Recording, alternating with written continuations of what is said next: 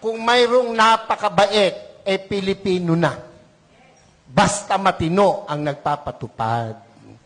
Iyan po ang nagustuhan ko sa Duterte administration. Ako po'y nangangarap na ang Duterte mabalik. Pansinin nyo, noong panahon niya na nakaupo, mga politiko'y takot na gumawa ng mali. Pati pulis, pati sundalo, takot. Aba, biglang, anong nangyari? Ngayon ang mga kurakot mga nakaupo. Bakit ang isang obispo ay sumusuporta sa ganito? Aba, hindi masamang mangarap ng pag-unlad ng pagkakaisa sa bansa natin. Alam niyo po, sa edad kong ito, marami na po akong kasigda dito, mga 30 anyos. Huwag kayong magpapahalata. Sa paglalakbay ko po, Hong Kong lang. Ang mga Pilipino, pag nasa Hong Kong, kang babae. Hindi nagtatapo ng balat, ng candy, nilalagay sa bulsa. Pag naka-red, tigil. Kahit walang lumalakad na sasakyan, walang tumatawid. Ilalayo pa natin sa Subic ang Pilipino pag nasa Subic, ang babait, law-abiding citizen. Ang tanong, bakit? Alam nila kasi, hindi sila paglalaruan, hindi sila bibiruin ng gobyerno sa Hong Kong. Naran po ba kayo? Ang totoo niyan, yung katabi mo, matino yan. Pakisabi mo sa katabi mo, matino yan. Pag matino ang nagpapasunod. Amen po ba? Amen po ba? Nako, kung mayroong napakabait, Pilipino na. Basta matino ang nagpapatupad. Iyan po ang nagustuhan ko sa Duterte administration. Kahit ako po ay isang obispo, pare, alam niyo naman si Pangulo, pag binanggit ang pare, dumudura. Hindi naman ako kasali doon. Ang katwiran ko, hindi naman lahat. Hindi ako kasali doon. Binabanggit ng Pangulo, pera si Bishop Perez. Naran po ba kayo? Ba't ako masasali, kapogi kong ito? Na, biro lang po, pero yun po ang totoo. Noong ako po'y nag-aaral, paborito ko pong guro, may katapangan. Abay, nakikinig lahat ng kaklase ko. Pag ang guro ay napakabait, naglalaro yung mga klase ko. Walang matutunan. Nakukuha niyo po bang ibig kong sabihin? Sigurado, ang mabait, ang pinsambuo, katangahan. Pakisabi mo nga sa katabi mo, pinsambuo ng mabait, katangahan.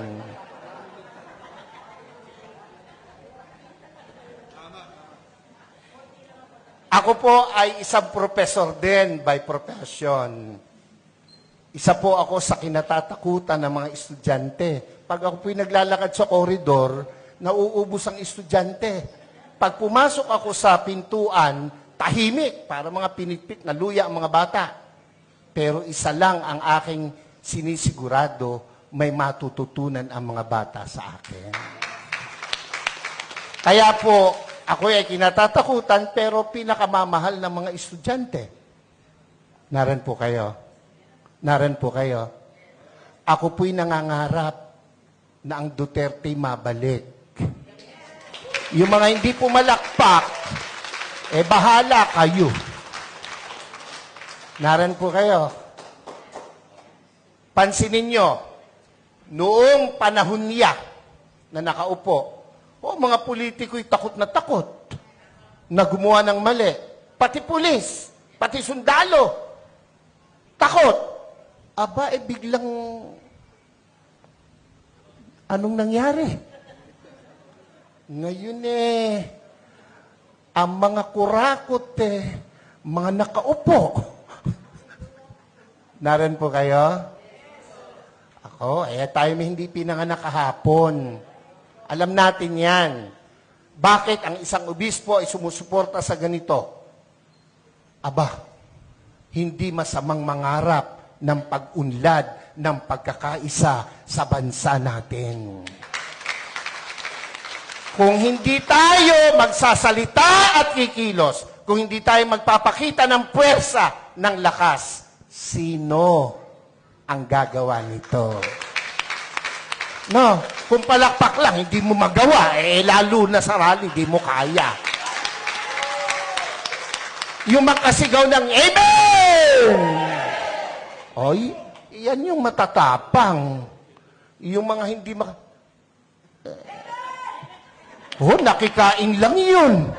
Yung mga ganon, kumain lang yun ng kanin at ulam kanina.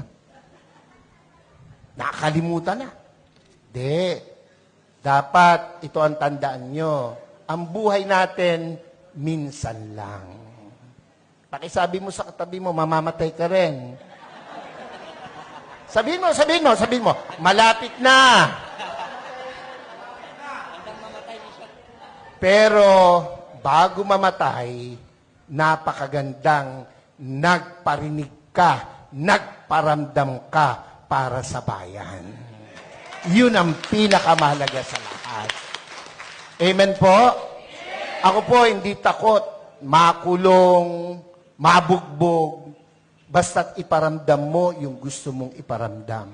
Babae, gusto mo, maganda, mayaman, sexy, gustong-gusto mo.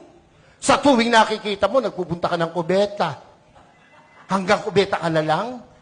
Hindi ka magtatapat, hindi ka magpaparamdam. Pag dumaan na ganon, simulan mo sa kindat. Simulan mo sa dila. Hanggang sabihin mo, crush kita. Hindi ka man tanggapin, at least nagparamdam ka. Mga Bulakenyos, mga kasama kong taga-Caloocan, Zambales, Pampanga, hindi masama na suportahan natin itong rallying to. Yung iba na pe-pressure ng kung sino. Natural lang yon. Ang nami-pressure sa kanila, siguro nasa taas. Dahil kung nasa baba, hindi nila papansinin. Pero, tayong malaya, huwag tayong pa-pressure kahit kanino. Minsan lang ang buhay natin. Sabi mo sa katabi, mamamatay ka rin. Sabi mo, mamaya lang. Wag.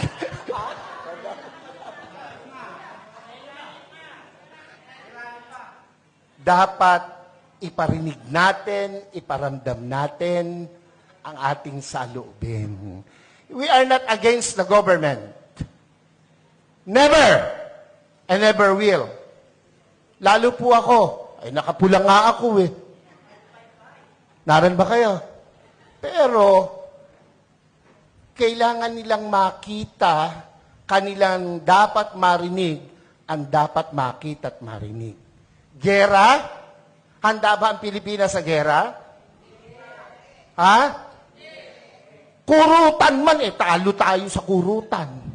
Ilan ang bilyon ang Chino, ilan tayo. Panuntukan, talo tayo. Huwag nilang gawing issue yan. At hindi mangyayaring magkagera. Pilipino pa, subukan nila rito, talo sila. Kung ang laban lang ay chismis, panalo ang Pilipino. Ano? Ewan ko ba sa Pilipinas walang chismosa? Wala, Mamatay na sana, Lord, yung mga nagsisinungaling. Huwag nilang gamitin yon na panakot, divert.